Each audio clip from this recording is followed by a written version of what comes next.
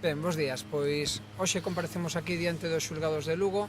Eu estou hoxe acompañado por Teresa Burgo, que é abogada laboralista das Comisións Obreiras, que vos vai dar conta da situación na que están os xulgados do social desta cidade e do inxusto que supón para a cidadanía de Lugo, particularmente para os traballadores e para as traballadoras, a denegación que o Goberno de España de Pedro Sánchez acaba de facer do cuarto xulgado social para Lugo. Despois eu farei unha valoración diso, mais tamén do feito de que o Partido Popular votase en contra a semana pasada de crear ou de facer en Lugo un xulgado exclusivo de violencia sobre a muller, algo que nos parece tamén absolutamente inxusto, sobre todo ás portas da xornada do 8 de marzo. Bueno, pois bos días, como dixo Luís, eu traballo aquí todos os días, son abogada no sindicato Comisións Obreiras, e unha mala noticia, non? O feito de que, por parte do goberno español, pois, se rexeita a creación dun xulgado social, dun novo xulgado social para aquí, para Lugo. Isto a quen prexudica, o gran prexudicado, os grandes prexudicados por esta decisión, pois son os traballadores e as traballadoras, que se atopan así, pois, nunha situación de indefensión, de absoluto desamparo, que a hora de reclamar, non, pois, os dereitos laborais, económicos e sociais. Temos que pensar que aquí as demandas que se meten a de hoxe estánse sinalando demandas de cantidades nas que reclaman os traballadores os seus salarios despois de cumprir coa súa obriga que é traballar. Se o empresario non lles paga, pois teñen que esperar 2 anos vista para ter un xuicio. Despois deso, ten que vir a sentencia e despois, se temos sorte, de que non recurra a parte empresarial. Isto únicamente beneficia á patronal e é unha forma máis de precarización das condicións laborais.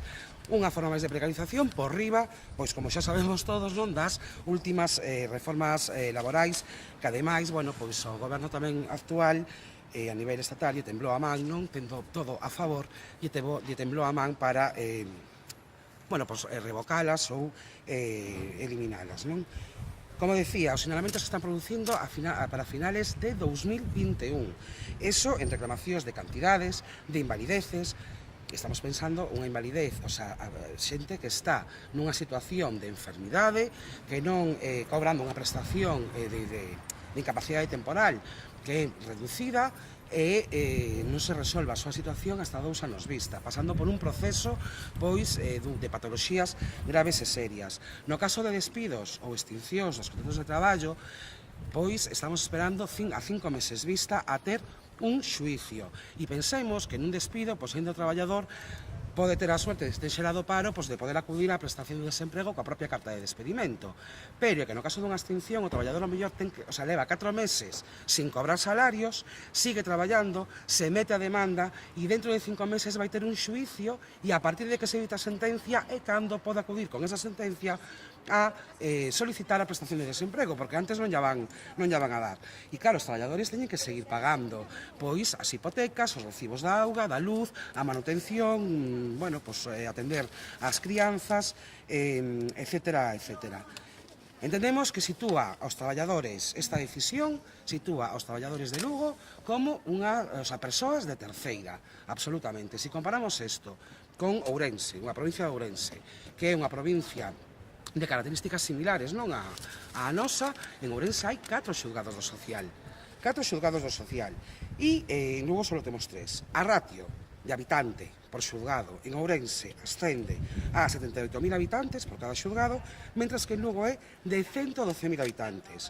E se atendemos ao parámetro de comparación aos afiliados á Seguridade Social, temos que en Ourense hai un xulgado por cada 25.000 afiliados, mentras que en Lugo hai un xulgado por cada 39.000 afiliados. Non entendemos esta decisión, tamén, isto que pon de manifesto, do meu punto de vista, é o pouco peso político dos gobernos locais e provinciais do Partido Socialista, porque en Santiago tampouco se aceptaba inicialmente a creación dun novo xulgado do social e a raíz das presións se rectificou esa decisión, pero en Lugo non. Por lo tanto, está claro o pouco peso específico. E isto, como decía, dicimos, os traballadores, claro, moitos tamén renuncian, se acaban indo da empresa, se non lles pagan e pasan de reclamar porque é un hastío, e esta xusticia a 2 anos vista para ter unha solución do tema non é xusticia, é unha xusticia tardía, dende logo non é xusticia, por eso non entendemos esta decisión e desde logo é moi grave para a ciudadanía, outra vez máis os da baixo. Sí, nos, o que queríamos denunciar.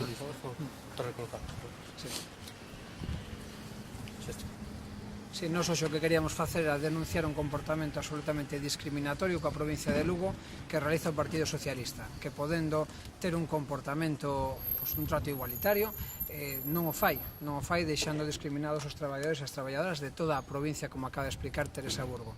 A nós parecenos absolutamente contradictorio un discurso no que o Partido Socialista, por exemplo, cando era a reivindicación da hemodinámica 24 horas para Lugo, sí que estaba a cabeceira denunciando a discriminación da provincia, e agora que ten a oportunidade, por medio do goberno, de acabar con esa discriminación no ámbito laboral, no ámbito dos dereitos dos máis débiles, que son os traballadores nas relacións laborais, non o fai. E nos preguntamos se estas son as políticas progresistas que nos esperan co Partido Socialista.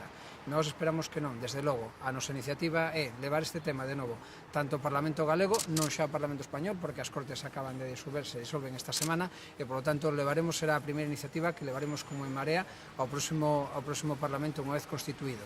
Isto por unha banda. Por outra banda, tamén sucedeu a semana pasada que na Comisión Primeira do Parlamento de Galicia o Partido Popular votou en contra da creación dun xulgado exclusivo de violencia sobre a muller na cidade de Lugo. Sabemos que dan os números suficientes para poder crear un xulgado con carácter exclusivo, incluso mediante a súa comarcalización, para que pudese concentrar un maior número de asuntos. Esa é a tendencia que se está producindo en moitos puntos do Estado neste momento e que facilitaría moito os recursos mobilizados a favor das vítimas de violencia de xénero. E isto se produce ás portas da movilización do 8 de marzo e da manifestación feminista que dará lugar este domingo en Lugo. E nos preguntámonos por que razón o Partido Popular dá pasos atrás na súa loita pola igualdade. Por que razón o Partido Popular se está retirando da loita contra o machismo?